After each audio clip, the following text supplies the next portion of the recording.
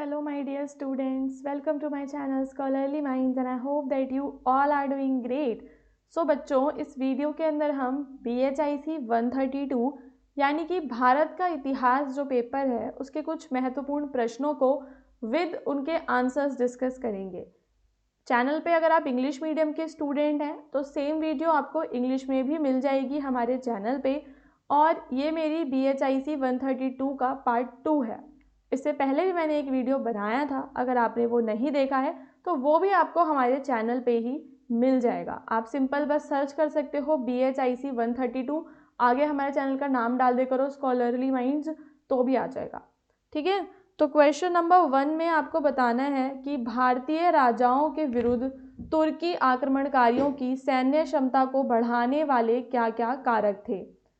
भारतीय राजाओं के विरुद्ध जब टर्की से आक्रमणकारी आए तो उनकी सैन्य क्षमता कैसे बढ़ती है, उसके पीछे कौन कौन से कारक थे। तो भारत पर तुर्क आक्रमणों की सफलता केवल उनकी संख्या या साहस पर आधारित नहीं थी, बल्कि इसके पीछे कई रणनीतिक, तकनीकी और राजनीतिक कारण थे, जैसे कि उनकी सैन्य क्षमता को बढ़ाया। भारत पर तुर्की आक्रमण, ये जो टर्की वाले हैं ये कहाँ पे आक्रमण कर रहे हैं, हमारे भारत पे। तो भारत पर इन्होंने जब आक्रमण किया तो उन्हें बहुत ज़्यादा सफलता मिलती है। ठीक है, सफलता मिलती है तो ये सफलता किन चीज़ों पर आधारित थी।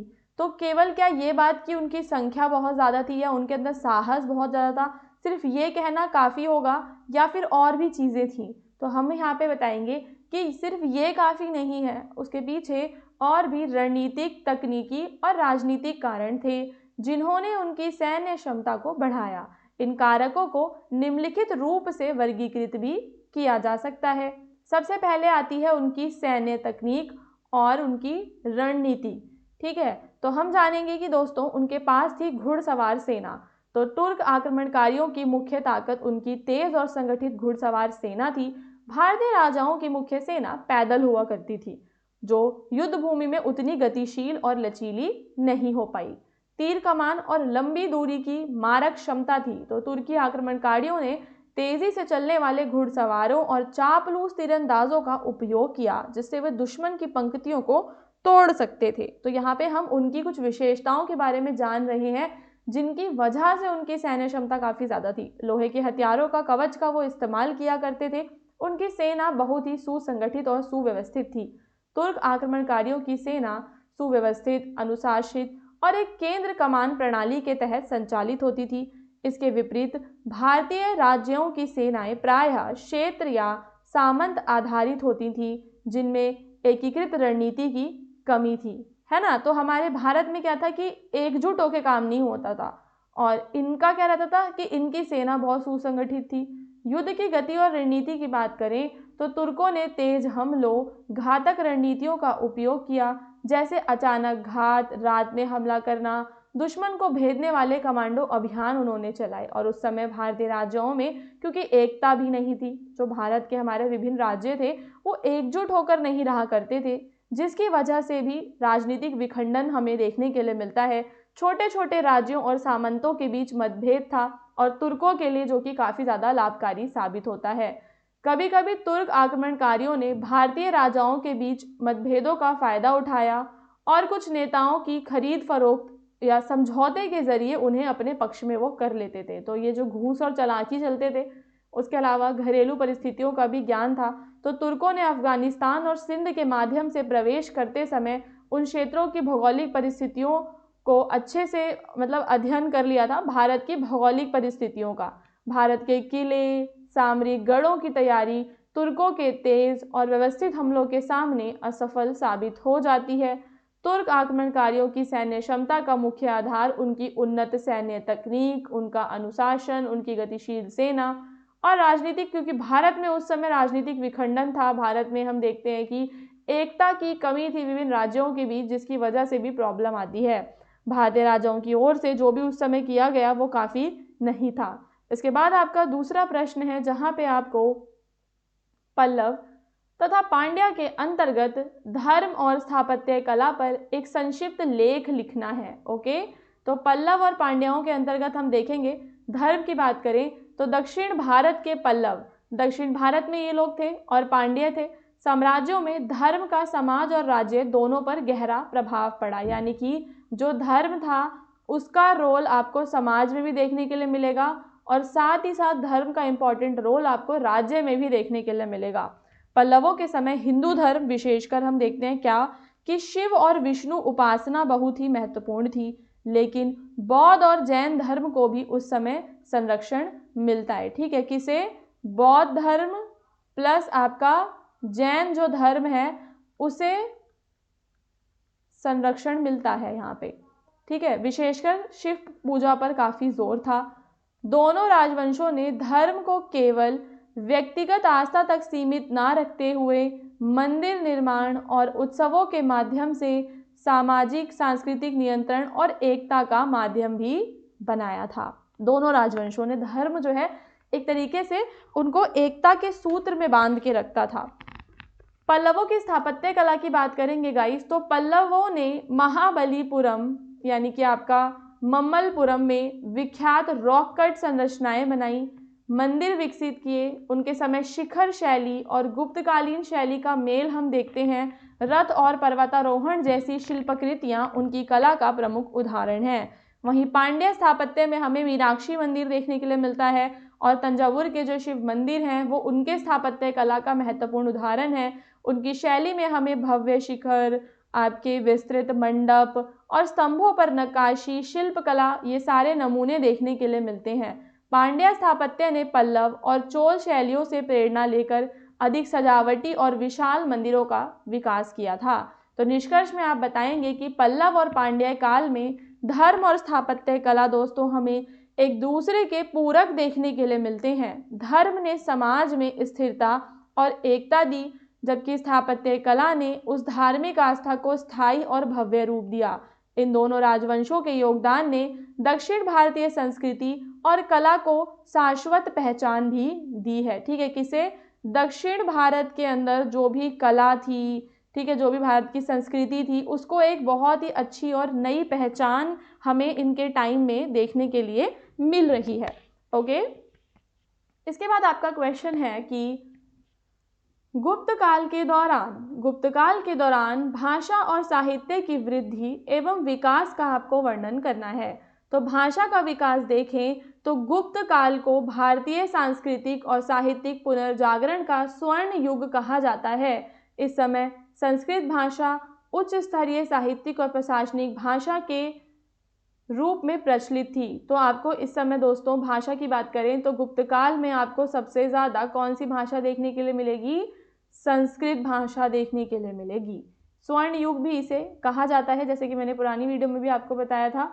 इस समय आपको संस्कृत साहित्य में शुद्धता, व्याकरणिक संरचना और श्लोकों की सजावट पर विशेष ध्यान देखने के लिए मिलेगा। इसके अतिरिक्त प्रादेशिक भाषाएं जैसे कि प्राकृत और अपभ्रंश का प्रयोग भी आम जनता और धार्मिक ग्रंथों में होगा। तो संस्कृत के अलावा प्राकृत और अपभ्रंश भाषा का प्रयोग हम देखते हैं। फिर होता है गाइज साहित्य का विकास। तो गुप्त काल में संस्कृत काव्य, महाकाव्य, नाटक की रचनाएं उभरी। कालिदास का अभिज्ञान शकुंतलम और मेघदूत अत्यंत प्रसिद्ध है। भारत का नाट्यशास्त्र और वात्स्ययन का काम महत्वपूर्ण साहित्यिक योगदान माना जाता है। भरत का नाट्यशास्त्र हो गया और मेघदूत और आपके ये हो गए अभिज्ञान शकुंतलम जो कालिदास के द्वारा रचित हैं। ये कुछ इंपॉर्टेंट काव्य थे और गद्य साहित्य था आपका। गुप्त काल में आपको पौराणिक कथाएं देखने के लिए मिलती हैं। धार्मिक ग्रंथ का सृजन और संरक्षण आपको देखने के लिए मिलता है। वेदों और पुराणों और उपनिषदों का अध्ययन और रचना भी आपको देखने के लिए मिलती है।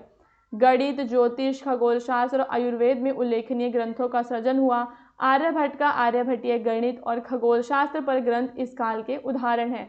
तो आपको हर एक उदाहरण याद रखना है कि कौन कौन से मुख्य साहित्य का आप विकास देखते हैं गुप्त काल के दौरान। इसके बाद दोस्तों आप निष्कर्ष में बता देंगे कि गुप्त काल में भाषा और साहित्य का विकास भारतीय संस्कृति का स्वर्णिम अध्याय है। संस्कृत ने उच्च साहित्यिक शैली को स्थायित्व दिया, जबकि प्रादेशिक भाषाओं ने जनसामान्य तक ज्ञान और विचारों को पहुंचाया। यह काल न केवल कला और साहित्य के लिए बल्कि सामाजिक और धार्मिक जीवन के लिए भी अत्यंत प्रेरणादायक रहा। फिर गाइस आपको टिप्पणी वाले क्वेश्चंस करने हैं, टिप्पणी वाले क्वेश्चंस भी एग्जाम में आएंगे, तो आपको ये भी ज़रूर करके आने हैं, ठीक है। तो वो तो आप पे डिपेंड करे कि आपके पास चॉइस रहती है तो कौन से आप क्वेश्चंस करते हो, जो भी आपको आते होंगे आप कर लेना। सो क्वेश्चन है, इसमें आपको हर्ष के उदय के बारे में बात करनी है। एक चीज़ इंपॉर्टेंट मैं यहाँ पे आपको बताना भूल गई कि अगर आपको BHIC 132 का जो आपका गेस्ट पेपर है, ठीक है, अगर वो आपको परचेज करना है, जैसे कि मैंने आपको पार्ट 1 वीडियो में भी बताया था, तो आप उसे हमारी वेबसाइट से परचेज कर सकते हैं। वेबसाइट पे जाने का लिंक आपको डिस्क्रिप्शन में मिल जाएगा और वहाँ से आपको क्या करना है कि जैसे ही ये वाला पेज आपके सामने ओपन होगा, फिर आप यहाँ पे अपना कोड सर्च कर लोगे, है ना, क्या BHIC 132, तो आपका यहाँ पे इसका गेस्ट पेपर आ जाएगा, इसकी हेल्प बुक नोट्स भी आपके पास आ जाएंगे। तो अगर आप इन्हें परचेज करना चाहते हो तो आप डायरेक्टली यहाँ से ही वेबसाइट से ही ले लेते हो, तो वो आपके लिए ज़्यादा बेटर और हेल्पफुल रहता है ना। और बाकी गाइज कुछ भी आपकी क्वायरीज़ हैं तो आप उसके लिए क्या करोगे कि जो ये हमारा नंबर गिवन है ना, आप इस पर कॉन्टैक्ट कर सकते हो। जो भी आपकी लैंग्वेज होगी ध्यान से लेना, जैसे हिंदी है तो हिंदी, इंग्लिश है तो इंग्लिश, उसके हिसाब से, ओके। तो इसमें मतलब आपको ना लैंग्वेज वगैरह अच्छी मिल जाती है और सारे यूनिट्स मिल जाते हैं, okay. So let's come to the topic. अब आपको टिप्पणी करनी है हर्ष के उदय के बारे में। तो हर्षवर्धन का उदय उत्तर भारत में गुप्त साम्राज्य के पतन के बाद, ठीक है, कब हुआ था? गुप्त साम्राज्य के पतन के बाद हर्षवर्धन का उदय होता है। मतलब एक चरण था, जो भी अस्थिरता फैली हुई थी वो ठीक हो जाती है। उनका साम्राज्य कहाँ था देखते हैं, तो वाराणसी से कन्नौज तक उनका साम्राज्य फैला हुआ था और उन्होंने अपने प्रभावशाली प्रशासन और सशक्त सेना के माध्यम से राजनीतिक एकता भी स्थापित की। उन्होंने न केवल सैन्य शक्ति, मतलब केवल सेना की शक्ति से ही नहीं, बल्कि धर्म और संस्कृति को भी प्रोत्साहन दिया। वे बौद्ध धर्म के प्रमुख संरक्षक थे, परंतु हिंदू धर्म को वो पूरा सम्मान दिया करते थे, जिससे कि हमें धार्मिक सहिष्णुता का वातावरण देखने के लिए मिलता है। हर्ष के दरबार में कला, साहित्य और शिक्षा का विकास हुआ। उनकी सहायता से बनारस और कौशल क्षेत्र में विश्वविद्यालय और अध्ययन केंद्र भी सक्रिय रहे। चीनी यात्रा वृत्तांतकार हेनसांग ने हर्ष के शासनकाल को समृद्ध, शांतिपूर्ण और सांस्कृतिक रूप से प्रगतिशील बताया है। ठीक है, तो काफ़ी समृद्ध और शांतिपूर्ण शासक थे वो, और इस समय काफ़ी वृद्धि होती है देश में। हर्ष का उदय न केवल राजनीतिक दृष्टि से महत्वपूर्ण है, बल्कि भारत के उपमहाद्वीप में वो एक प्रतीक है। किस चीज़ का? साहित्यिक प्रगति का, साथ ही साथ सांस्कृतिक एकता का प्रतीक है। इसके बाद आपको गुप्त साम्राज्य के पतन को लेकर जो भी चर्चा है वो करनी है। तो गुप्त साम्राज्य जो है दोस्तों, आपका भारतीय इतिहास का स्वर्ण युग के रूप में याद किया जाता है, परंतु 6ठी शताब्दी में इसका पतन शुरू हो जाता है। इसके पतन के कई कारण थे, जैसे कि यहाँ पे प्रशासनिक तंत्र बहुत ज़्यादा रिजिड था, उसमें लचीलापन नहीं था, और एक टाइम ऐसा आता है जब केंद्र की शक्ति कमज़ोर हो जाती है। दूसरा, हर्षवर्धन और ये जो हूण है, इनके आक्रमणों से इस साम्राज्य को चुनौती मिलती है, आंतरिक विद्रोह होता है और जो सामंत हैं उनकी शक्ति बढ़ जाती है, जिसकी वजह से जो राजनीतिक एकता थी वो धीरे धीरे खत्म होती है, कमज़ोर हो जाती है।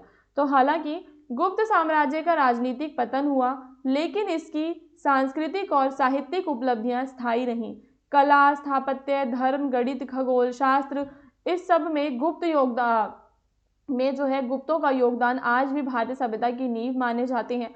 पतन के बावजूद यह काल साहित्यिक, धार्मिक और वैज्ञानिक दृष्टि से भारत के लिए एक प्रेरणा स्रोत बन जाता है। फिर आपका नेक्स्ट क्वेश्चन है, आपको चचनामा के बारे में बताना है। चचनामा मध्यकालीन हिंदी साहित्य की प्रारंभिक ऐतिहासिक और वीर गाथा प्रधान कृति है, वीर गाथा प्रधान। इसे प्रमुख रूप से उत्तर भारत के राजपूत और चौहान शैली की गाथाओं से जोड़ा जाता है। इस ग्रंथ में वीरता, राजनीतिक नीति, सामाजिक आदर्श और राजवंशीय संघर्ष का चित्रण मिलता है। चचनामा न केवल एक वीर कथा है, बल्कि यह उस समय के सामाजिक, धार्मिक और सांस्कृतिक परिदृश्य का एक जीवंत दस्तावेज भी है। ठीक है, तो चचनामा केवल एक वीर कथा ना हो के हमें उस समय का जो समाज था, उस समय जो धर्म प्रचलित थे, वहाँ की संस्कृति कैसी थी, उन सब के बारे में भी जानकारी आपको चचनामा से मिलती है। इसमें तत्कालीन युद्ध, राज्य निर्माण, सामरिक नीति और राजनीतिक गठजोड़ों का विवरण भी मिलता है। यह ग्रंथ जनता और राजवंशीय वर्गों के बीच के संबंधों, आदर्शों और नैतिक मूल्यों को भी दर्शाता है। साहित्यिक दृष्टि से देखें तो चचनामा में भाषा सरल और प्रादेशिक है, जिससे यह आम जनता तक पहुंचने योग्य बनती है। इस प्रकार चचनामा मध्यकालीन हिंदी साहित्य में ऐतिहासिक और सामाजिक अध्ययन के दृष्टिकोण से बहुत ही ज़्यादा दोस्तों महत्वपूर्ण है। फिर आपको कालिदास का क्वेश्चन करना है। तो कालिदास गुप्तकाल के महान कवि और नाटककार थे। तो क्योंकि आपको उनके ऊपर टिप्पणी लिखनी है, तो आपको जो भी पता है उनके बारे में आप लिख के आ सकते हैं, जैसे कि उन्होंने किस किस चीज़ की रचना की एंड ऑल। कालिदास गुप्तकाल के महान कवि और नाटककार थे, जिन्हें भारतीय साहित्य का सर्वोच्च प्रतिनिधि भी माना जाता है। ठीक है, क्या माना जाता है? भारतीय साहित्य का सर्वोच्च प्रतिनिधि यहाँ पे कालिदास को माना जाता है। उनकी रचनाएं हैं अभिज्ञान शकुंतलाम, मेघदूत, कुमार संभव केवल साहित्यिक उत्कृष्टता का परिचायक नहीं है, बल्कि उस समय की सामाजिक, धार्मिक और प्राकृतिक जो भी चीज़ें हैं, तो केवल ये साहित्य नहीं है दोस्तों, ये हमें वहाँ के समाज के बारे में, वहाँ के धर्म के बारे में और वहाँ की प्राकृतिक जो चीज़ें हैं उनके बारे में भी चित्रण हमें इनमें मिलता है। कालिदास की विशेषता क्या है कि उनके जो साहित्य है उसमें भावों की गहराई है, प्रकृति का सूक्ष्म अवलोकन है और संस्कृत भाषा की विलक्षण शैली में वो लिखे हुए हैं। उनके नाटकों में मानव की भावनाओं का उत्तम मिश्रण, प्रेम और नीति का संतुलन देखने के लिए मिलता है। कालिदास का साहित्य न केवल कविताओं तक सीमित रहा, बल्कि नाट्य शास्त्र और नाटकों के माध्यम से संस्कृति और मानवीय मूल्यों का प्रचार भी उन्होंने किया। उनके योगदान के कारण गुप्तकाल को संस्कृत साहित्य का स्वर्ण युग कहा जाता है। कालिदास की रचनाएं आज भी भारतीय साहित्य, कला और संस्कृति के अध्ययन में मार्गदर्शक मानी जाती हैं। फिर आपको नयनार और अलवार के बारे में बताना है। अलवर जो थे आपके, ये दो भक्ति आंदोलन है। जो आपके नयनार थे वो शिव भक्त थे, जबकि अलवर आपके विष्णु के प्रति भक्ति प्रकट करते थे। आपकी जो 6वीं और 9वीं शताब्दी के दौरान ये आपको तमिलनाडु में देखने के लिए मिलते हैं। उनके भजनों और अभंगों ने समाज में भक्ति और धार्मिक जागरूकता का प्रसार किया। नयनार और अलवर केवल धार्मिक नहीं थे, बल्कि उन्होंने सामाजिक सुधार, नैतिकता को भी बढ़ावा दिया। उनकी काव्य रचनाएं और भजनों में स्थानीय भाषा और जन भावनाओं का सुंदर मिश्रण भी देखने के लिए मिलता है। उनकी रचनाएं मंदिरों और भजन परंपरा में संरक्षित हैं। अलवर और नयनार की भक्ति परंपरा ने दक्षिण भारतीय समाज में धार्मिक सहिष्णुता और सांस्कृतिक एकता को भी मजबूत किया। इनकी साहित्यिक शैली ने धार्मिक कविता को जन सामान्य तक पहुंचाया और भक्ति आंदोलन को भी जनप्रिय बनाया। तो ये एक प्रकार से भक्ति आंदोलन थे। जो नयनार थे वो शिव भक्त थे और अलवर आपके विष्णु भक्त थे, और वो अपने अपने जो भी उसी में काव्य रचनाएं करते थे और मंदिरों और भजनों को मतलब जो है संरक्षित करते थे। और ये पूरी एक भक्ति परंपरा थी जो धार्मिक सहिष्णुता का आपको क्या देती है, एक तरीके से आपको धर्म को लेकर सहिष्णु होने का वो देती है, क्या कहते हैं उसको, मैसेज। ठीक है, तो और कि आपको सांस्कृतिक तौर पे एक भी रहना चाहिए, धर्मों को, सभी धर्मों को मानना चाहिए, बराबर समझना चाहिए। उन सब चीज़ों के बारे में दक्षिण भारत में आपको ये मिलता है। सो नाउ गाइज, एक और इम्पॉर्टेंट इन्फॉर्मेशन, डिस्क्रिप्शन में आपको एक व्हाट्सएप नंबर मिलेगा। तो अगर आप वेबसाइट से गेस्ट पेपर को नहीं परचेज कर पाते हैं, कुछ भी इशू आ जाता है, तो आप उस नंबर पर डायरेक्टली मेरी टीम को व्हाट्सएप कर सकते हैं और अपनी क्वायरीज़ को वहाँ पर भेज सकते हैं।